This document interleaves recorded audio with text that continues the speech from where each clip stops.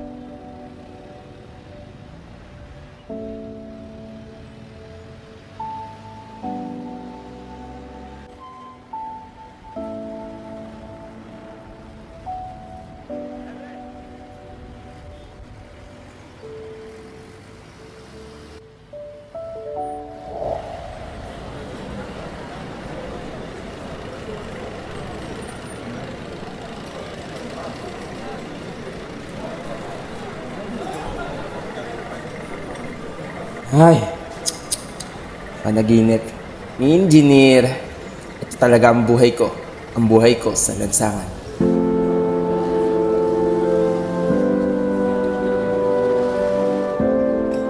Ay, siguro iniisip nyo kung paano ang kagaya ko ay nangangarap maging isang engineer. Sige, kwentuhan ko muna kayo kahit kaunti.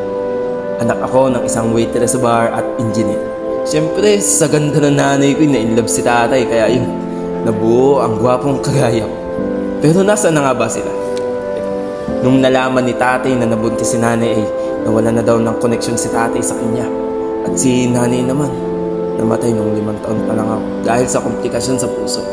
Kaya ang ending, nagpasapasahan ako ng mga kamag-anak ko hanggang sa wala na talagang kumupkup sa akin. At ito, ang kalsada ang ginawa kong tahanan. Buti na lang talaga at nakilala ko si Ma'am Tiyong. Tsaka nung dalawa niya pang ampon, kaso wala na din si Manong na inalan ba naman. Dahil taon lansangan, di na nabigyan ng hustisya ang pagkamatay. Kaya ako tsaka yung dalawa niyang ampon, sama-samang nakibaka sa buhay.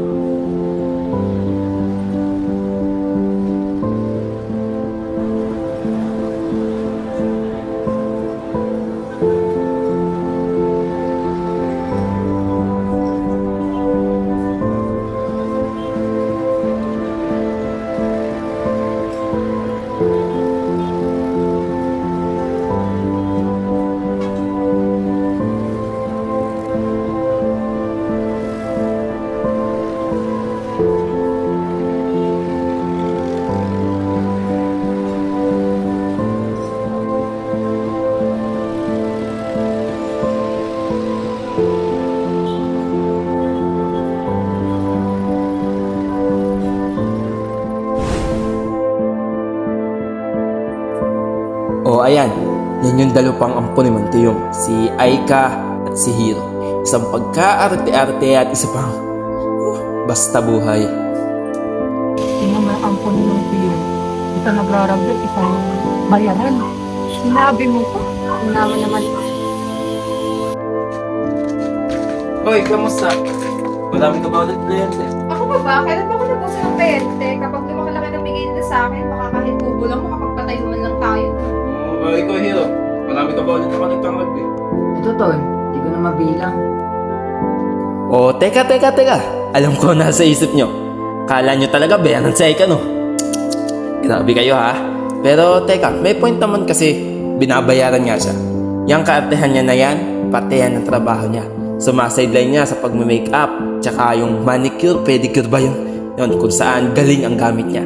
Sabihin na lang natin kahit wala kaming bahay, pala kaibigan yung babae niyan. Kaya madaming source. Yun. O ayang si Hiro. Kala nyo rugby boy, no? Hindi.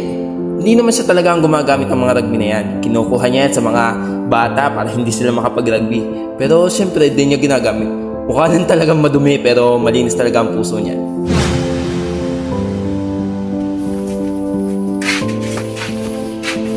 Hoy Andrew, ito talaga may nakakos din namin nakikita. Punta nga dito, tulong mo magtago ng rugby. Alis na ako. O, diba? Hindi naman kasi talaga kami kagaya na inaakala niya.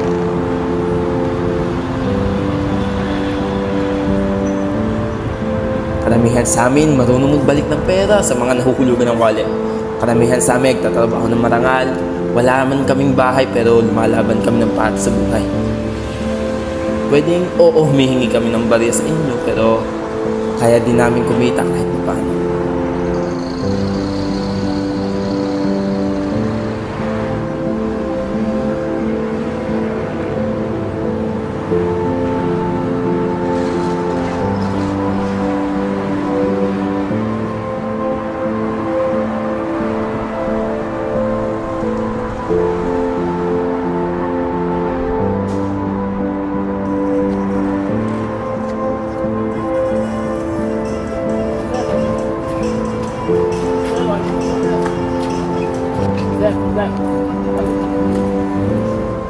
Uy, salamat ah.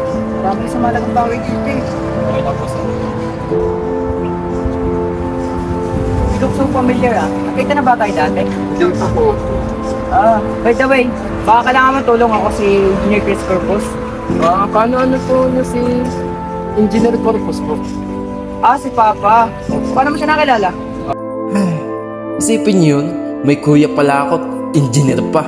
Talaga nga naman. At tinatanong niya pa ako kung gusto ko ba daw mag-aral ng engineering. Siyempre, tatanggayan ko pa ba? Pero grabe no. Kala ko buhay lansangan na lang ako eh. May iba pa palang plano si Lord sa akin.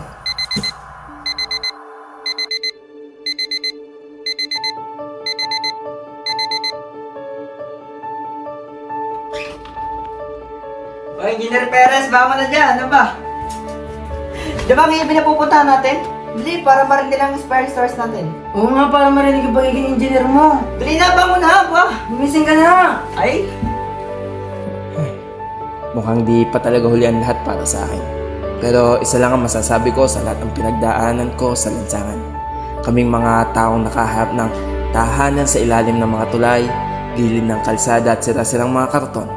Tao din kami. May pangarap. May pwedeng marating. Hindi lahat kagaya ng inaakala ng marami. Kasi gaya ko at ng ibang ampon ng tiyong. Homeless man kami pero hindi hopeless.